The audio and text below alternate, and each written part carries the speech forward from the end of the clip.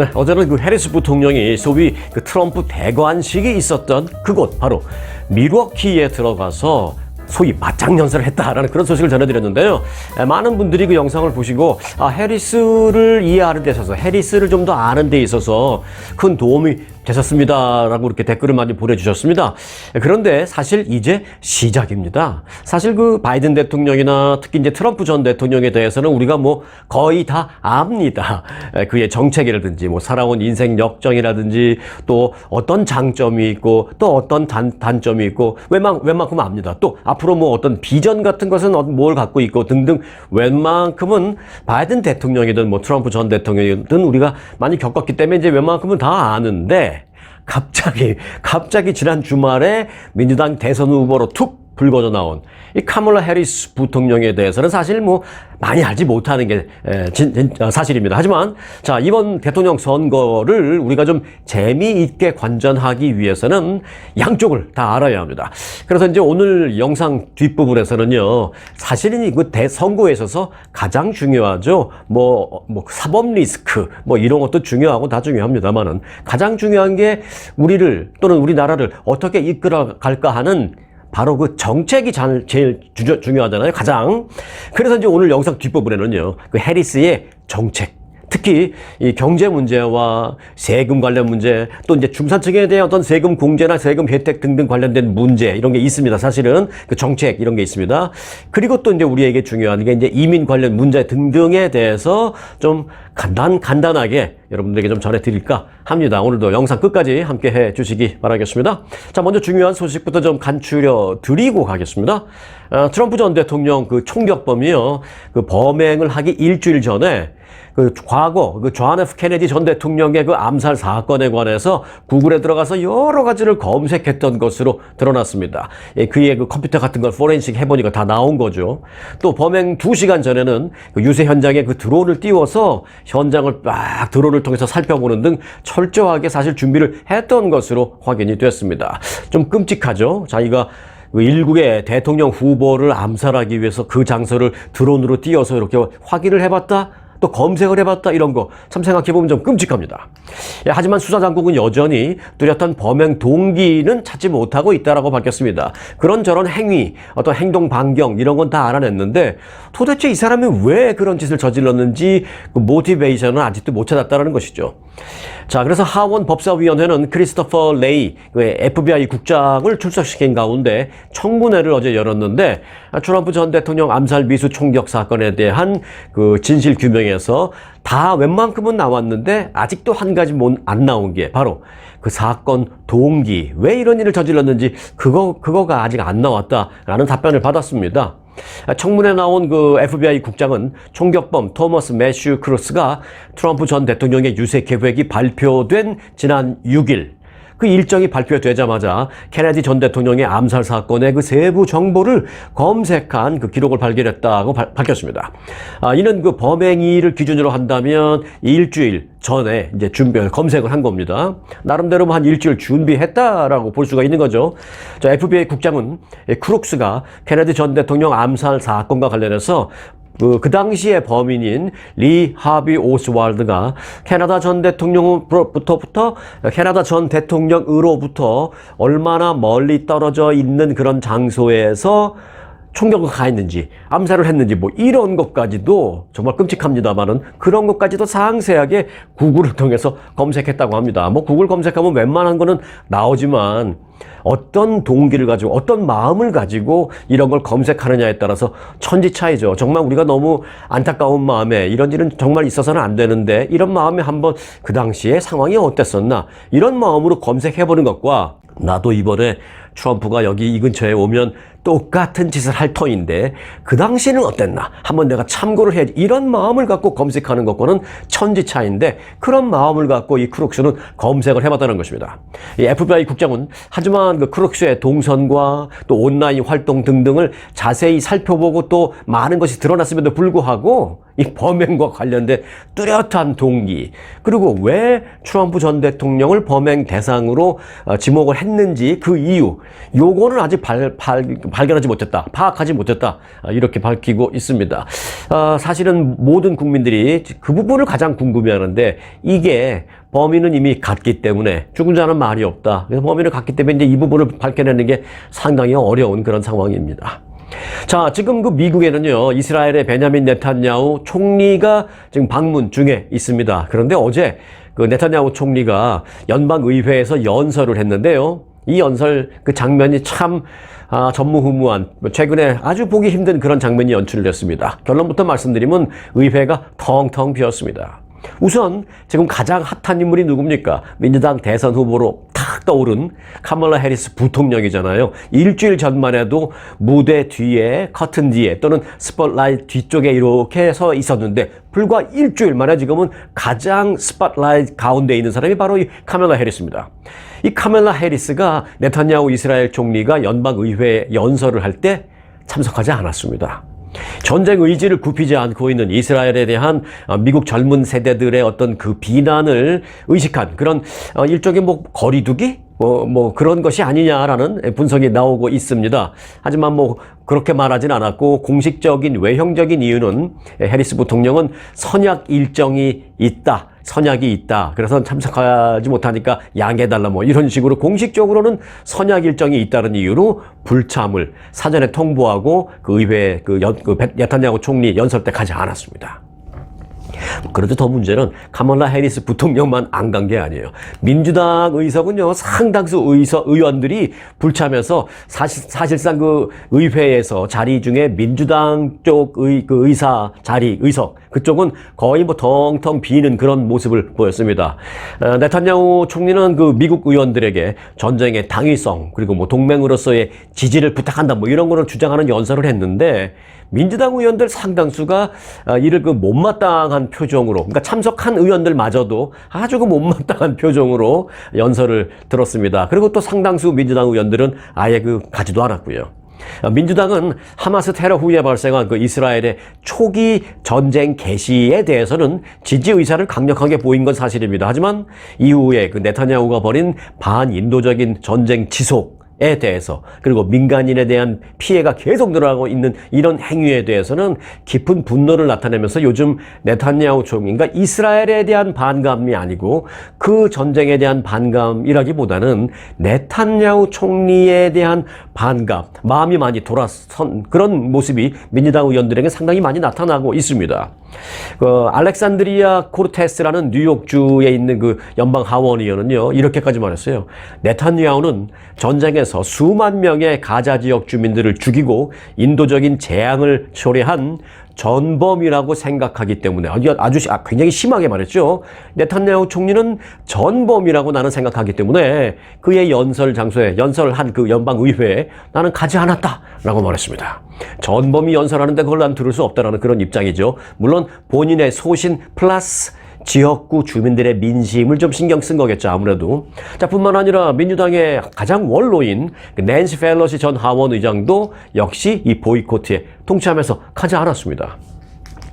펠로시 의원은 최근 네탄야후를 날카롭게 비판을 하면서 이스라엘의 그 전쟁 당위성은 이미 타락했다, 이렇게까지 아주 심하게 말하고 비난하는 그런 입장에 서 있는 상황입니다. 민주당 쪽의 마음이 많이 이스라엘에 돌아섰다가 아니라, 전쟁에 돌아섰다가 아니라 이 네탄야후 총리에게 돌아섰다라고 말씀을 드릴 수 있겠습니다.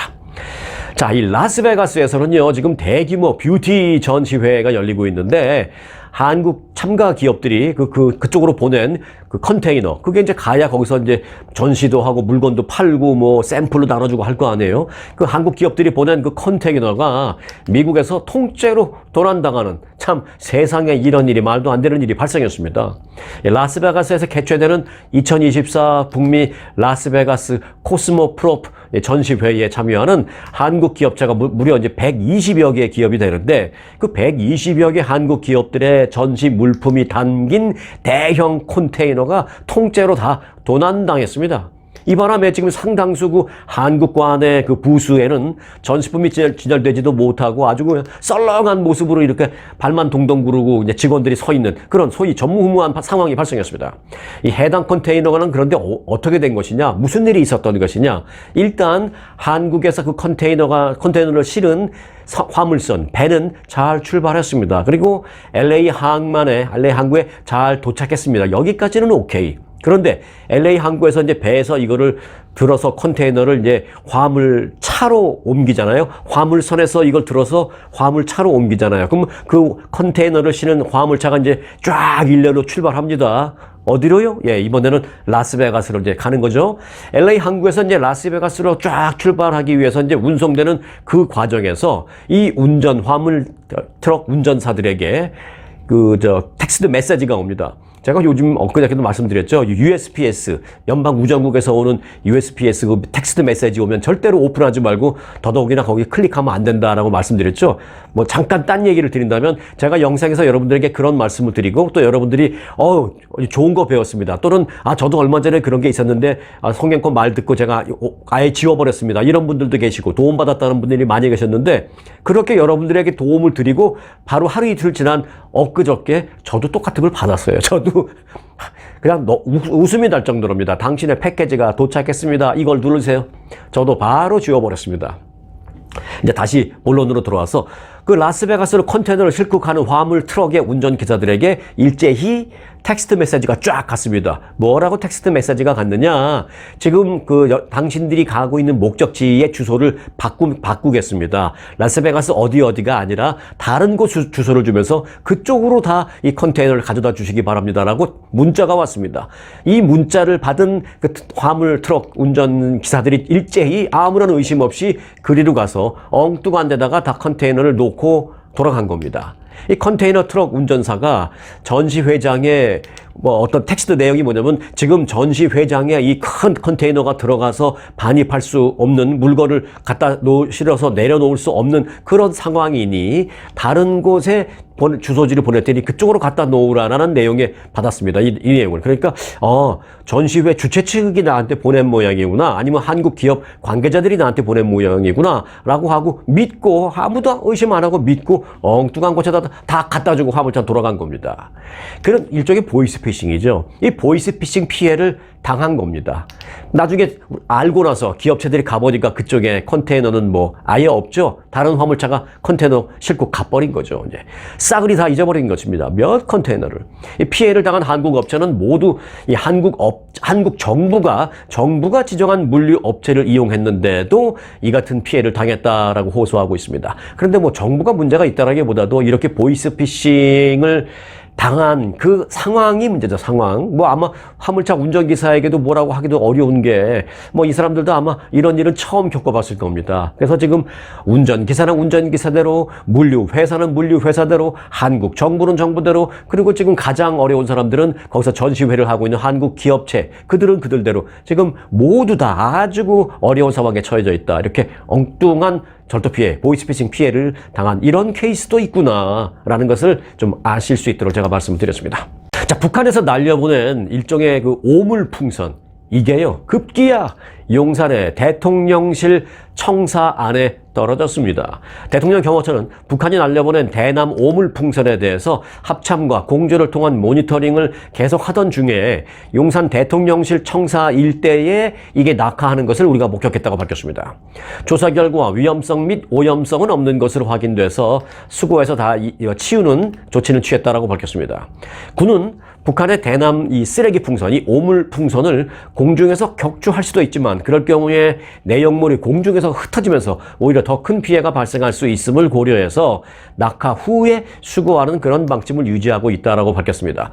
이에 따라서 군은 시간적 그리고 지역적인 면에서 이 부분적으로 대북 확성기 방송을 시행하다가 그런 그 대북 확성기 방송이 뭐냐면 여러분들 탈북하십시오. 우리는 여러분들 환영합니다. 이 남쪽으로 오면 행복하게 살 수 있고 그런 얘기도 막 하다가 갑자기 걸그룹의 노래 틀어주고 한국 드라마 틀어주고 막 이런 방송 확성기 방송을 지역적으로 부분적으로 하다가 엊그저께부터는 완전히 24시간 전면적으로 가동을 하고 있다라고 밝혔습니다. 이제 맞대응을 하는 거죠. 그러다 또 북한은 무슨 맞대응을 하느냐? 남쪽으로다가 확성기를 틀어놓고 뭘 하느냐? 뭐 특별히 방송이나 이런 게 아니라 거리는 소음, 찌지직거리는 소음이 나는 그런 확성기 방송을 계속 내보내고 있습니다. 왜요? 한국에서 보내는 그 대북 확성기 방송을 그 지역에 있는 군인이나 북한 주민들이 정확하게 잘 듣지 못하게 하려는 그런 의도입니다. 여하튼 그 북한이 보낸 그 오물풍선, 쓰레기 풍선이 대통령 청사 내 경내에 떨어졌다는 건 좀 심각한 겁니다. 거기 그야말로 막 쓰레기만 있으니 망정이니 다른 것이었으면 어떡할 뻔했어요. 한국 정부가 이 부분에 대해서 좀 제대로 조치를 취해야 되는데 좀 제대로 조치를 일부러 취하지 않고 있는 게 아니냐? 뭐 이런 얘기도 일각에서는 있습니다. 뭐 오늘은 이 시간에는 그런 얘기는 뭐 너무 시간이 걸리니까 하지 않고 추후에 또 기회가 되면 그 부분은 같이 좀 짚어보도록 하겠습니다. 왜냐하면 자, 준비된 내용을 전해드릴 시간도 모자라기 때문입니다. 자, 이제 카멀라 해리스 그 부통령의 정책에 대해서 전해드리겠습니다. 민주당의 새로운 대선 후보로 유력한 이 카멀라 해리스 부통령은 이 바이든 대통령의 정책에 사실상 뭐 거의 대부분을 이어받겠습니다만은 일부 분야에서는 좀 차별성을 둘 것으로 보입니다. 당연히 그래야 되겠죠. 특히 이제 외교 정책 면에서는 이스라엘과 그 하마스의 전쟁에서 즉각적인 휴전을 촉구하고 있다. 해리스는 그런 점에서 이 바이든 대통령과는 좀 차이가 분명히 있습니다. 어찌 보면 이 부분에서는 트럼프 쪽과도 좀 비슷한 점이 있다고도 볼 수는 있습니다. 사실 해리스 부통령이 검사 출신이기 때문에 다른 건 몰라도 이 외교 면에서는 좀 경험이 부족할 것이다. 그렇지 않겠느냐라는 그런 걱정되는 면도 없지는 않습니다. 아무리 검사했고 아무리 뭐 똑똑했다 하더라도 외교라는 것은 사실 또 외교 전문가가 있는 것이고 또 그렇지 않다 하더라도 좀 풍부한 경험이 좀 있어야 되는데 그런 경험적인 측면에서는 좀 부족하지 않겠나라는 걱정되는 부분이 뭐 없지 않아 있는 게 사실입니다. 하지만 그 외에 이제 뭐 어떤 경제 정책 면에서 또 기후 변화와 노동자 인권 이런 부분에 대해서는 뭐 걱정할 필요가 없다라는 게 대세입니다. 어떤 면에서는 그 바이든 대통령보다 좀 더 진보적이고 좀 더 구체적인 정책을 갖고 있다. 뭐 이런 평가도 나옵니다. 자, 유권자들이 주목하고 있는 카멀라 해리스 부통령의 주요 정책 이슈를 부문별로 좀 간단하게 살펴보겠습니다. 첫 번째 외교. 이 부분은 살짝만 터치할게요. 자, 외교 부분은 이 해리스 부통령이 바이든 대통령의 기본 외교 노선을 거의 지지하면서도 어떤 특정한 부분에 가서는 좀 다른 입장을 표명하는 그 대표적인 부분이 바로 이 외교 부분입니다. 특히 이 중동 팔레스타인 거주 지역, 소위 그 가자 지구에서 벌어지고 있는 지금 이스라엘과 하마스 간의 그 전쟁과 관련해서는 해리스 부통령은 최근 몇 달 사이에 바이든 대통령과는 분명히 좀 다른 입장을 드러내고 있었습니다. 몇 달 동안. 뭐 이런 대선 후보가 될 걸 뭐 그때 알지도 못했지만 좀 다른 그 입장, 또 다른 발언 이런 걸 좀 많이 했습니다. 해리스 부통령은 지난 3월 그 가자지구와 관련해서 이런 말을 했습니다. 가자지구의 엄청난 고통을 감안해 봤을 때 즉각적으로 휴전이 이루어져야 된다고 나는 생각한다. 뭐 이렇게 말했습니다. 바이든 대통령은 그렇게 말한 적은 없지만 부통령임에도 그렇게 말한 적이 있습니다. 자, 이런 발언은 바이든이 대체적으로 이스라엘을 지지하면서 그럼에도 불구하고 즉각 휴전에 대해서는 크게 소리 내지는 못한 것과는 좀 뚜렷한 대조를 이루고 있다는 것입니다. 일각에서는 그 미국 내 유태인들의 반발이 있을 수 있지만 그럼에도 불구하고 해리스 부통령이 이런 말을 하는 것은 특히 그 요즘 미국의 그 젊은 세대에게 이런 스탠스가 오히려 좀 먹힐 수 있기 때문이 아니냐. 그렇기 때문에 그런 발언을 하는 게 아니냐라는 분석도 있습니다. 자, 그 두 번째 경제적인 측면입니다. 특히 이제 무역 측면에서 보면 해리스 부통령은 트럼프가 주창하고 있는 그 고율의 특히 이제 중국에 대해서 뭐 100%, 200% 관세를 매기겠다 뭐 이런, 그리고 전반적으로 꼭 중국 아니어도 50%, 60%의 소위 고율의 관세를 매기겠다라는 점에서 해리스 부통령은 여기에 분명하게 반대하고 있다라는 점. 이런 점에서는 뭐 바이든 대통령과는 크게 다르지 않습니다만은 반대의 강도가 좀 더 셉니다. 최근 바이든 대통령이 지지한 두 개의 주요 그 무역 협정이 있는데요. 하나는 미국, 멕시코, 캐나다, 소위 북미라고 하죠. 북미 그러면은 미국하고 캐나다만 생각하시는데 아닙니다. 멕시코도 북미입니다. 자, 미국, 캐나다, 멕시코 이 세 나라가 협정한 게 있습니다. USMCA라고 하는데요. 이 협정과 그리고 이제 환태평양 경제 동반자 협정, 요거는 이제 태평양 지역 나라들입니다. 요걸 이제 TPP라고 하는데 이 두 개 무역 협정에 대해서 해리스 부통령은 반대한 바 있습니다. 바이든 대통령이 추진한 건데 반대하고 있습니다. 자신의 상사인 바이든 대통령의 정책에 반대 입장을 밝혔는데 그 이유를 좀 보니까요. 해리스 부통령은 미국, 멕시코, 캐나다 협정 같은 경우에는 이 환경과 관련된 세부 조항이 좀 불충분하다라는 이유로 반대표를 던진 이력이 있습니다. 보수 입장에서 본다면 야, 뭐 너무 진보적이 아니야? 환경도 중요하지만 그래도 일단 먹고 사는 게 당장 먹고 사는 게 중요하지라는 게 이제 대부분의 트럼프 쪽이나 이제 보수 쪽의 입장인데 그런 입장에서 보면 너무 투머치 진보적이다라고 할 수 있을 정도로 이제 그 이유가 그렇습니다.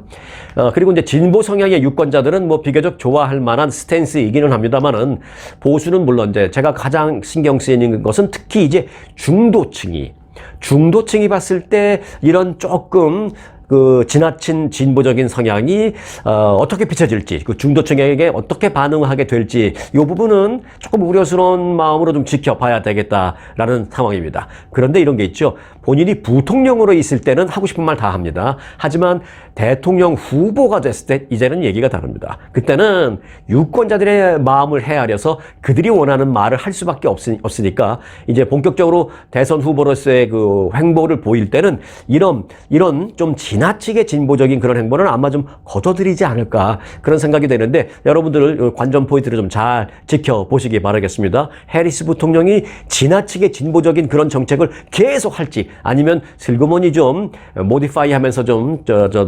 맞춰가면서 좀 바꿀지 잘 흥미로운 점으로 지켜봐 주시기 바라겠습니다. 자, 해리스 부통령은 상원의원 시절에 이런 정책을 추진한 바 있습니다. 뭐냐면 총 소득의 30% 이상을, 그러니까 예를 들어서 내가 뭐 한 달에 10,000불 수입이에요. 그러면 3,000불 이상 또는 뭐 내가 한 달에 수입이 뭐 5,000불이에요. 그렇다면은 얼마죠? 1,500불 이상. 이렇게 총 소득의 30% 이상을 아파트 페이먼트나 집 페이먼트로 내는 그런 세입자에게, 그러니까 그 모기지 페이먼이 아니라 세 들어 사는 사람이죠. 아파트 임대료나 집 임대료로 내는 그런 세입자에게 세금 공제 혜택을 주는 그런 법안을 발의한 바 있습니다. 그러니까 집에 들어가는 돈을, 그러니까 내 집 소유일 때는 괜찮지만 그게 뭐 얼마를 내든 간에 내 집이 아니라 세 들어 사는 그런 사람일 경우에는 월세로 집에 들어가는 돈이 수입의 30%가 넘을 때에는 세금으로 공제 혜택을 주는 그런 법안도 발의한 바 있습니다. 중산층 이하 서민들을 위한 그런 거죠. 또 하나 있습니다. 다른 거 예를 들면 연소득 10만 달러가 안 되는 사람들을 위한 세금 공제 확대 뭐 이런 것도 지지를 했고요. 또 교사들의 월급을 인상시켜주기 위해서 부유한 많은 미국인들이 좀 더 많은 세금을 납부해야 한다라는 그런 주장도 펼친 바 있습니다. 대충 이제 이 해리스 부통령의 경제정책의 뭐 기본 틀은 좀 이해하시겠죠? 이 정도 말씀드리면. 네. 세금 부분을 조금만 자세히 보겠습니다. 해리스 부통령은 트럼프와 공화당이 제정한 2017년 그 감세안을 전면 폐지할 것을 제안한 바 있습니다. 그리고 이번 선거운동 기간에는 특별히 상속세 인상을 주장한 바 있습니다. 돈 많은 사람들이 자식들에게 많은 재산을 물려주는데 그때 상속세 조금 더 내는 게 뭐 그렇게 불만이야 뭐 이런 마음인 거죠. 이제 돈이 많은 사람들은 조금 더 내라 뭐 이런 거죠. 특히 이제 연소득 40만 달러 이하, 40만 달러 이상도 있지만, 그러니까 미국에서 연소득 10만 달러도 어떤 한 기준이 됩니다. 그런데 연소득이 10만 달러가 된다고 상층 절대 아닙니다. 아직도 스틸 중산층입니다. 그런데 조금 잘 사는 뭐 상류층까지는 아니어도 잘 사는 축에 들어간다라는 부류 기준이 된다면 연소득 40만 달러가 넘어가야 이제 그런 소리를 좀 들을 수 있습니다. 자, 그러니까 연소득 40만 달러 이하에 대한 사람들에 대해서는 역시 또 감세 혜택이 있는데 그 혜택을 그대로 유지하기로 한 그런 정책도 지지하고 있고요. 또는 이제 반대로 연소득이 40만 달러가 넘거나 또는 대기업들에 대한 그 감세 혜택은 중단해야 된다라는 그런 정책을 해리스 부통령을 지지하고 있다. 뭐 지금 바이든 대통령도 그런 정책 얘기는 합니다만, 그래서 이제 그걸 나는 그대로 이어받아서 계속 강력하게 추진하겠다, 이런 입장을 보이고 있습니다. 세금과 관련해서는. 그리고 이제 해리스 부통령은 상원의원 시절에는 저소득층과 그 중산층 근로자들을 위해서, 자, 개인의 경우에는 최대 $3,000, 부부 합산일 경우에는 최대 $6,000까지 세액 공제를 확대할 것을 제안하기도 했습니다. 또 해리스의 이런 그 제안이나 뭐 이런 그 정책 추진하고 이런 것들이 다 뭐 입법화된 건 아닙니다. 하지만 일단 그 해리스의 세금과 관련된 입장을 우리가 어느 정도 알 수 있는 대목이기 때문에 그가 추진한 것, 그가 지지했던 것, 또 그가 추진해서 입법화된 것, 이런 걸 제가 가감 없이 여러분들에게 좀 전해드렸습니다. 어느 정도 요 정도 말씀을 드리면 해리스 부통령이 그 세금이나 경제적인 측면에서는 어떤 스탠스를 취하고 있는 사람이구나, 요 정도는 좀 아시겠죠. 자, 끝으로 이제 이민 관련 입장을 좀 보겠습니다. 이 이민 이슈는 해리스가 가장 취약한 부문이 될 수도 있습니다. 이 바이든 대통령은 취임 초기에 남미에서부터 그 미국으로 넘어오는 그 불법 이민 문제를 해결할 책임을 해리스 부통령에게 전권을 주면서 부여했습니다. 하지만 결과는 뭐예요? 제대로 해결하지 못했다라는 평가를 지금 받고 있잖아요. 텍사스 국경으로 매일 수도 없이 넘어오는 그 불법 입국자들을 강경하게 대처하자니 뭐 마음이 아파서 그랬는지, 아니면 뭐 사실 뭐 이러지도 저러지도 못한 채 여하튼 상황을 좀 악화시켰다, 그런 평가를 받고 있는 셈입니다. 뭐 마음이 약해서 그런 건지, 정책이 좀 부족해서 그런 건지, 아니면 뭐 딴 생각을 하고 있는 건지 뭐 모르겠습니다만은 여하튼 제대로 대처를 못했습니다. 실제로 이런 이민 이슈, 정확히 말하면 사실 우리 같은 이런 이민을 말씀드린 건 아닙니다. 우리 같은 이런 이민이 아니라요, 그 남미에서 미국으로 넘어오는 불법 입국자, 소위 밀입국자라고 할까요? 이제 불법으로 넘어오는 그런 불법 입국자 문제, 이것은 사실은 해리스 부통령뿐만이 아니라 전반적으로 그 민주당의 지금 발목을 잡고 있는 대표적인 이슈가 바로 이겁니다. 반대로 말하면 공화당이나 트럼프 쪽에서는 가장 쉽게 공격할 수 있는 이슈가 바로 이거다라는 것입니다. 자, 이로 인해서 그 해리스 부통령은 바이든 행정부의 최대 약점 중에 하나인 미국과 멕시코 이 국경 문제를 그대로 물려받은 채 이제 선거를 치러야 할 그런 처지에 처해 있습니다. 자, 이 부분을 조금만 더 들여다본다면요, 해리스 부통령의 성향을 그러면 좀 더 알 수 있기 때문에 조금만 보겠습니다.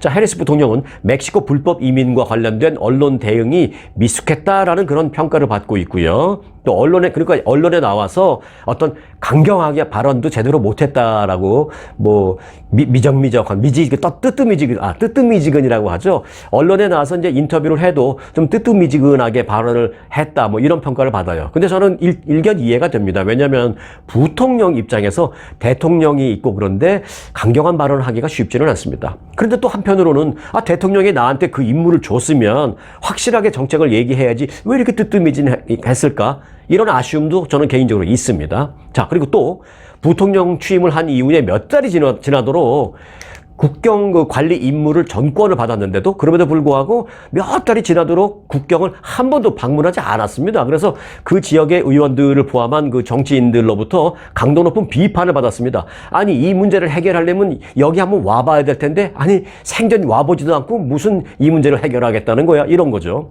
결국 해리스는 초당파적으로 만들어진 국경안보 법안에 찬성표를 던지는 것에 그쳤습니다. 그러니까 이게 뭐냐면요, 국경 보안 요원과 국경의 보안 요원 있죠. 그리고 이제 망명 심사관, 이런 사람들을 지금보다 더 많이 고용하고 그래서 관리를 하자. 그래서 그를 위한 예산 수백억 달러를 지원하자라는 것이 이제 국경 보안 법안입니다. 그리고 이제 멕시코에서 미국으로 국경을 건너는 사람이 하루에 평균 8,500명을 넘길 경우에 국경을 바로 폐쇄한다라는 그런 법안입니다. 이 해리스 부통령은 이런 문제에 있어서는 뭐 뚜렷한 주장을 밝히지 않은 채 그저 이 법안에 찬성표를 던지는 정도의 역할만 했습니다. 어찌 보면 당연히 초당적으로 만들어진 법안이에요. 이게 민주당, 공화당이 같이 만든 겁니다. 공화당 법안 따로, 민주당 법안 따로 있었는데 이게 뭐 둘 다 아주 통과가 안 되니까, 시간은 급하고 사안은 급하니까, 그러면 일단 너무 첨예한 대립이 되는 그런 부분들은 좀 빼고 비교적 공통점이 있는 부분만 합쳐서 초당적으로 만들자 해서 나온 거거든요. 그러니까 찬성표를 안 던지는 게 이상하죠. 찬성 안 할 이유가 없었던 상황인데 뭐 그 정도 행보밖에는 하지 않았다. 뭐 이런 비난을 받고 있습니다. 다만 불법 이민 대처에 있어서는 주도적이지 못하다는 이제 비판을 받고 있는데 지금까지 이 내용은 어찌 보면 해리스 부통령이 주도적일 수 없는 그 부통령 시절의 얘기고요. 다시 말씀드린다면은 이제부터는 바뀔 수가 있습니다. 자, 이제부터 100일 남짓 남은 이 선거 유세 기간 동안에 과연 어떤 그 본인만의 색깔을 국민들에게 보여줄지 저는 그게 궁금합니다. 분명히 지금까지 그가 해왔던 행보와는 다른 행보를 보일 것입니다. 왜냐하면 이제는 부통령이 아니라 민주당의 차기 대통령 선거에 후보로 등극했기 때문에 분명한 색깔을 보여주지 않으면 안 되는 상황이잖아요. 그래서 분명한 자기의 색깔을 이제부터는 보여줄 것입니다. 자, 해리스 부통령이 지금까지 제가 말씀드린 이런 색깔이었는데 앞으로 100일 동안 어떤 색깔로, 어떤 다른 색깔로 본인을 색칠할지 저는 아주 그게 궁금하면서 이번 대통령 선거 그리고 선거 유세 그 과정 등등등이 너무 궁금합니다. 여러분들도 구독해 놓으시고 저와 함께 이 전무후무한 상황의 미국 대통령 선거 함께 쭉 따라와 주시기 바라겠습니다. 오늘 영상 마칩니다. 대통령상 수상에 빛나는 초특급 아주 투어 모국 관광. 아주 모국 관광의 인기 비결은 전 일정 5성급 호텔의 럭셔리 숙박, 아주만의 27인승 VVIP 버스, 엄선된 맛집들이 선사하는 최고의 식사, 고객들의 표정이 증명하는 아주 단독 모국 관광은 그 누구도 따라할 수 없는 최고 인기 관광입니다. 건강검진도 모국 관광과 함께 하시면 훨씬 더 편리합니다. 모국 관광도 역시 아주 좋은 아주 투어.